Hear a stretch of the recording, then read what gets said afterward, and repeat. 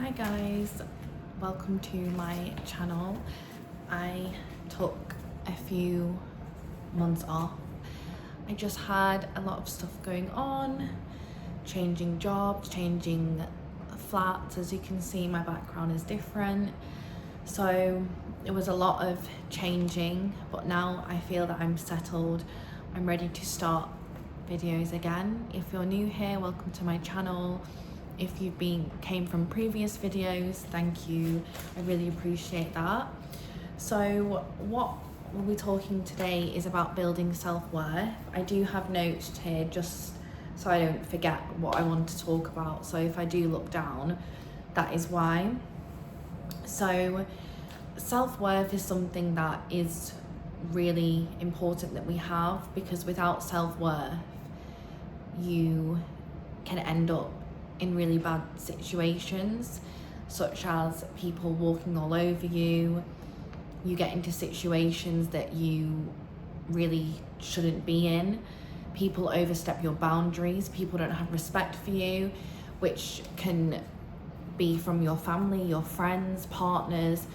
And without self-worth, your whole outside environment can be impacted. So you could see the difference in the friends that you're hanging around with, the partner that you have, the job that you're in. If these are all things that contribute a reflection on your self-worth. Your environment is a reflection on how you see yourself. If you see yourself very poor and allow for and stand for poor treatment, you will see that in every aspect of your life, and ultimately it's really gonna have an effect on you. So the first when I think of self-worth, it's the main thing that comes to my mind is don't put your self-worth or value based on other people's actions. So this could be if someone hasn't texted you back, instead of saying it as thinking I'm annoying them, why are they not responding? This must be, what have I done wrong? Did I say something wrong? Instead of spiraling and putting it as a reflection on you, it could just be that they're busy. Or say if they weren't replying because maybe they weren't interested, again, that's not a reflection on you. We can't always, be liked by everyone. And if you don't have that self-worth, you will instantly determine that no response is negative on you, when it could be other circumstances, that they're busy, something's came up, or just maybe they don't want to respond, which isn't great. But again, that shouldn't be you thinking, oh my god, this means that I'm this sort of person, or I'm not a good person, and what did I do wrong to deserve this? It's really not. Don't think that it's a reflection on yourself.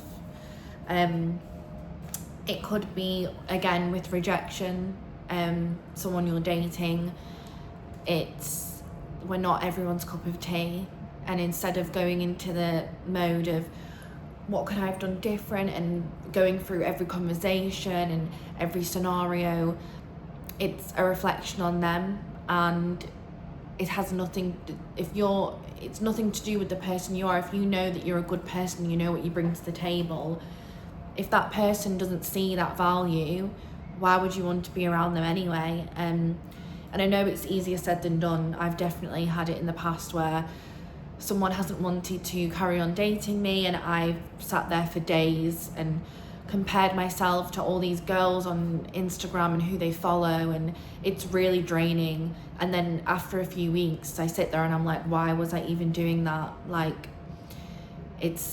when you're in the midst of it, it is hard to see it like that. But if you are so self-assured in yourself, you wouldn't even allow yourself to get to the point of doubting yourself, because again, it could be an issue within themselves that they realize they need to deal with. Or it could just be that maybe thought that you didn't click. So instead of going into that mode of I could have done this different, don't try not to think that this is a reflection on you, because if you know what you bring to the table, like I said, and your value, you wouldn't even spiral like that. So, and it's the same with jobs. If someone else got the job over you, again, I've been in that situation before, and it can be really, really upsetting, especially if you've put in that work. But if they haven't seen your value, and if they haven't seen what you can bring to the table, there's a reason why it didn't go how you wanted it to, because what you can bring to the table and your skills will be required elsewhere, and it could be even an even better role. So instead of going into the negatives and looking at yourself, look outside of yourself, and it's, you know what you can bring. And if people aren't seeing that, whether that's a job, your family, your friends, why would you even want to be around them or give them your time and energy? So another thing of self-worth can be how to build it. In terms of building self-worth, is keeping promises to yourself. So if you have promises that you're going to go to the gym, or you're going to stop messaging someone that's bad for you, or if you're going to have, or if you want to apply for a job that you keep putting off, this ultimately over time is going to lower your self-value and self-worth and how you see yourself, especially in circumstances. If maybe you dated an ex, and this ex keeps coming in and out of the picture, and every time they come back in, you are giving them that attention, and you might be giving them second chances, third chances. Every time you're giving them that chance, your self-worth and value is going down, down, down. And ultimately, it's going to drain your energy completely, and you won't even recognize yourself, because you've allowed this person to get into your life. This person doesn't respect you, and you've just allowed this person to take and continue taking. And it's again about protecting your energy. If you keep giving someone attention that's not giving you the attention you want back, you're just getting, bad energy from this person, and they're taking all your good energy. So it's really about setting small steps. So it's like for the gym, if you have all these things that you want to change, like the gym, cutting someone off, or applying for a job, and all these things, it can be really overwhelming. So just start with small steps, even if it's just like going for a 10-minute walk a day, applying for one job a week. It's the more that you don't keep promises to yourself that you keep making, you're just losing that trust in yourself. So how would anyone trust you or value you if you're not even keeping these promises to yourself? Because ultimately yourself should be your first priority over anyone. Obviously, family's priority, but you need to make sure that you are a priority in your own life, and you are doing everything that you can do to be the best version of yourself. And another thing about self-worth is it's really important to not speak negatively about yourself.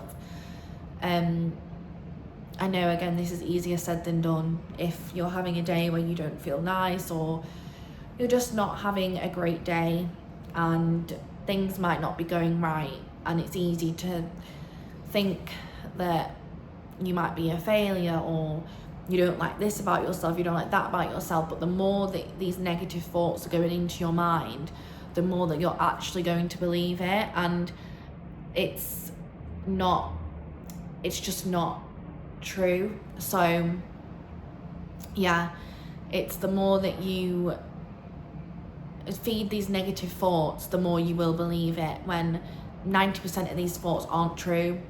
And sometimes it can be triggered by events that can happen, that a breakup, it's so hard to stay in that positive mindset, but the more that you just try and train yourself to stay positive and maintain positive thoughts, you will start to wake up and feel happier. So even if you don't believe it in that moment, just try and tell yourself these positive thoughts, and eventually you will start believing, and then it will all just start to flow and seem better. And there's multiple sources of fulfillment you can find. So this could be in friends, you know, being around the right friends, doing activities that you like, finding hobbies that you enjoy.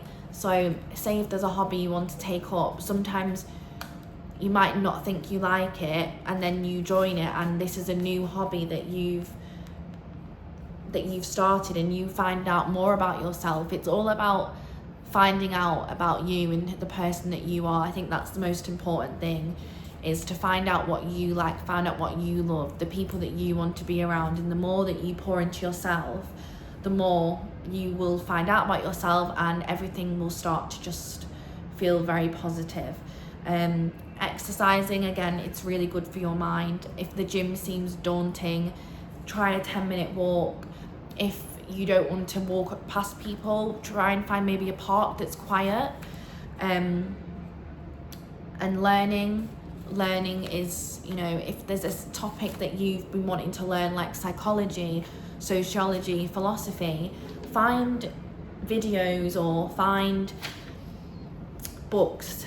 If you don't like reading books, find YouTube videos. If you don't like videos, try and find books, go to the library, and really just try and engage with things that you enjoy. And you know, you never know what you'll actually find out that you love. So it's really just about trying new things and really having a look at yourself and your life and seeing what works for you, and just getting to know yourself and spending more time with yourself. I think that's the last thing I'll end this with, is spend time alone. Be comfortable being alone. We can't rely on friends and family to always do the things we want to do. If there's a park you've wanted to, go there. If there's a restaurant you'd want to try, don't wait on people. If there's a coffee shop, just have the confidence to do things alone. So I will leave that there, and thank you so much for watching. If you have made it this far, it has been a bit of a long video, but I'm going to start trying to be consistent. So yeah, thank you.